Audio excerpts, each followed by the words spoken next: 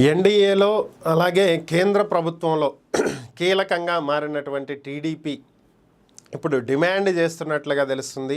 మనం గత 2-3 రోజుల నుంచి చెప్పుకుంటూ ఉన్నాము. ఇప్పుడు కేంద్రంలో మనం కీలకమైనటువంటి భాగస్వామి అయినటువంటి నేపథ్యంలో ఏపీకి రావాల్సినటువంటి ప్రయోజనాలను ఇప్పుడే మనం కాపాడుకోవాలి. దీనికి సంబంధించి 44 ఏళ్ల సుదీర్ఘ రాజకీయ అనుభవం కలిగినటువంటి చంద్రబాబు ఇప్పుడే సరిగ్గా పనిచేయాలి, తనకు మంచి అవకాశం దొరికింది అని చెప్పి మనం మాట్లాడుకున్నాం. సో ఇప్పుడు దాన్ని ఆయన ఉపయోగిస్తున్నట్లుగా ఒక సమాచారం నేషనల్ మీడియా చెందినటువంటి ఎన్డీటీవీ ఒక వార్తను టెలికాస్ట్ చేసింది. దీంట్లో వచ్చినటువంటి సమాచారం ప్రకారం అటు నితీష్ కుమార్ కూడా ప్రత్యేక హోదా అడుగుతున్నారు. At the same time Chandrababu గారు కూడా కొన్ని కీలకమైనటువంటి అంశాలను మోదీ ముందు ఉంచినట్లుగా తెలుస్తుంది. ముఖ్యమైనటువంటి డిమాండ్లు టీడీపీ ఎన్డీఏలో ప్రధానిగా నరేంద్ర మోదీకి మద్దతు ఇవ్వాలంటే ఏపీకి ప్రత్యేక హోదా ఇవ్వాలి. దీంతో పాటుగా లోక్సభ స్పీకర్ పదవి, దీంతో పాటుగా 2 క్యాబినెట్ హోదా పదవులు.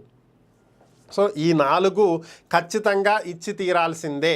సో ఇవి ఇస్తే మేము మీకు మద్దతు ఇస్తాం, లేదంటే లేదు అని చెప్పి మెలిక పెట్టినట్లుగా ఒక సమాచారం. మీకు మద్దతు ఇస్తాం, మేము ఎన్డీఏలో భాగస్వాములమే, మీతో కలిసే మేము ఏపీలో ఎన్నికలకు వెళ్ళాం, పోటీ చేశామని చెప్పి చెప్తూనే మరొక పక్క మాకు ఇవి ఇస్తేనే మీకు మద్దతు ఇస్తాం, లేకపోతే రామ్ మీకు మాకు సంబంధం లేదని కూడా గట్టిగా పట్టుబట్టినట్లుగా తెలుస్తుంది. మరి ఓవరాల్గా దీనికి బీజేపీ సూత్రప్రాయంగా అంగీకరించినట్లుగా కూడా ఎన్డీటీవీ ఒక కథనాన్ని ప్రచురించింది. దీంతో పాటుగా కీలకమైనటువంటి 4 పదవులు ఇందాకే మనం మాట్లాడుకోవటం జరిగింది. రెవెన్యూ, అలానే అది కేంద్ర హోంశాఖ, ఆర్థిక శాఖ,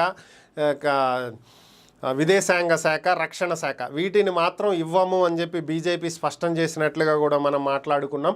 ఇదే ప్రస్తుతం ఉన్నటువంటి సమాచారం. మరి నిజంగానే చంద్రబాబు గారు ప్రత్యేక హోదా గురించి పట్టుపట్టి ఉంటే బీజేపీ ఒప్పుకుందా లేదా, ఒప్పుకుంటే ఏంటి పరిస్థితి, ఎప్పుడు ప్రకటించబోతున్నారు, ఇలాంటి అంశాలన్నీ త్వరలో తెలిసేటువంటి అవకాశాలు ఉన్నాయి.